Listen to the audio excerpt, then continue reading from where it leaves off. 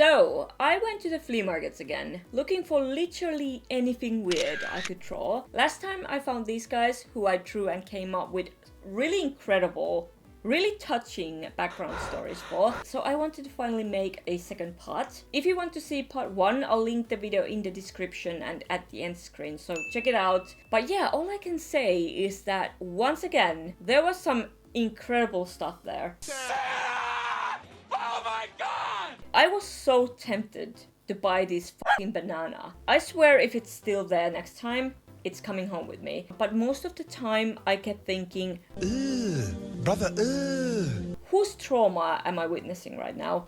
They took my fucking eyes. And speaking of trauma, you probably remember in my how to draw manga video how I said I never had the red book. Well, guess what I found? Obviously I bought it, so you can perhaps expect a second part of how to draw manga video and even more cast content. I came across some incredible art and also familiar faces. I almost bought a friend for Coco, but I decided to leave her at the flea market after all.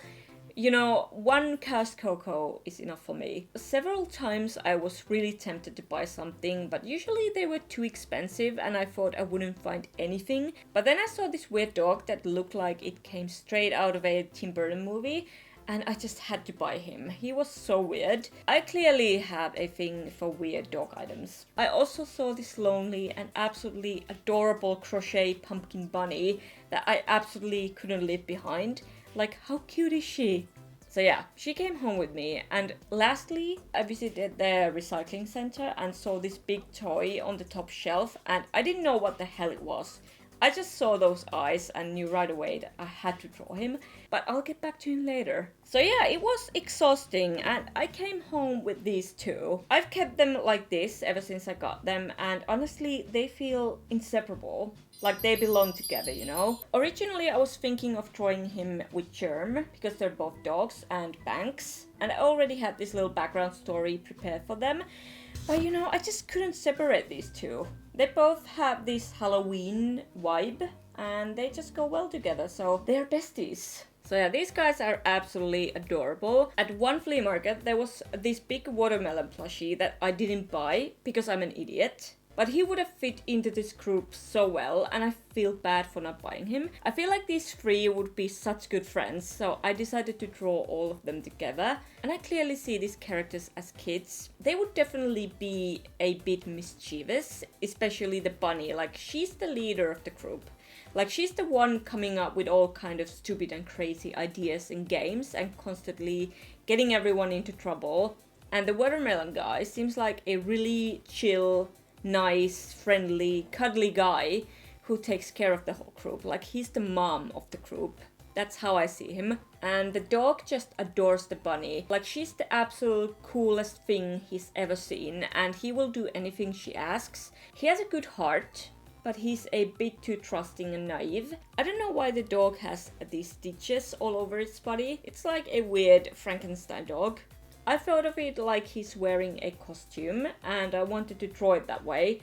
So the stitches are not part of the dog. He's just wearing a Halloween costume. Or maybe they all have costumes. Maybe they're all celebrating Halloween and going trick-or-treating. Or maybe no one knows what they actually look like. He kind of reminds me of Copper from Fox and the Hound. I feel like he has the same energy.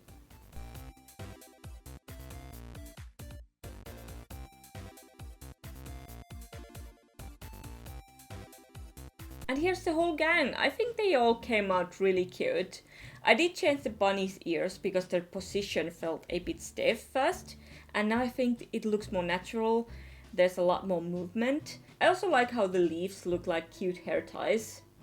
I also did this sketch of them, and in this version he's the old grandpa from next door whom these two always tease and bully, and they sneak into his yard at night to steal his watermelons. Are the watermelons his children? Okay, this got dark pretty fast. And they are not friends at all, because they straight up steal his babies and f***ing eat them. But yeah, you guys can tell me which version you prefer. The cute, wholesome trio of best friends, or awful kids that harasses the old man next door and murders his children at night. Let me know. So as I mentioned before, I saw this big weird ass toy at the recycling center. I couldn't reach it to take it down, but I did some googling and it's a Hasbro toy vacuum from 2003 called Dusty the Talking Vacuum Cleaner. Never heard of it, didn't know it talks. I wanted to know what it says and I tried to find videos, but I swear, for some reason, almost all of the videos I could find were really fucking weird.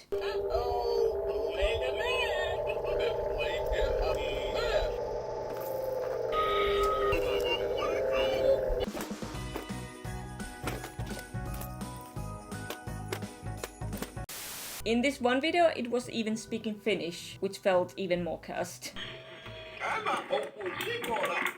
Apparently, this toy series include other tools, like a lawnmower,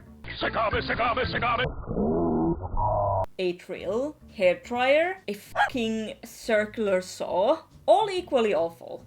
So I had to draw Dusty, and oh boy, Dusty became crusty. I didn't really have a clear idea of what I wanted him to look like, and I changed his appearance several times at first. I wanted to keep the toy shape similar, like a vacuum, but I changed the wheels into these stubby arms and legs. Yeah, I had to give him legs to make him even more f***ed up looking, and I wanted him to be a bit animal-like. I gave him these big bulging eyes like the toy has, and those dots at the corners of his mouth looked kind of like fancy curly mustache, so he ended up looking like an old fancy man. And those weird strings inside him literally look like guts, so I decided to make them guts. So he has a see-through belly or back or whatever this part is. Looks like Crank, to be honest. And the hose part, which also has a weird face for some reason, comes out of this hole on his side and is actually part of the guts. So I guess he could use it for eating and grabbing things. Like he swings it around and catches bugs and animals with it. And maybe even people. I don't know, maybe he's fucking gigantic. On the other hand, he has a big mouth. So maybe he just poops through it. Don't ask me. I know the hose should be blue, but since it's part of the guts, I wanted to keep it the same color. It has to look slimy and disgusting.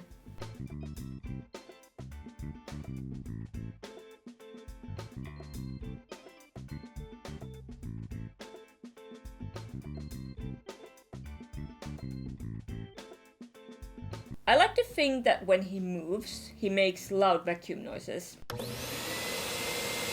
And the tentacle thing makes some kind of horrible slurping sounds. Like fucking Nunu from Teletubbies. Honestly, this thing deserves the same fate as Dusty in this video.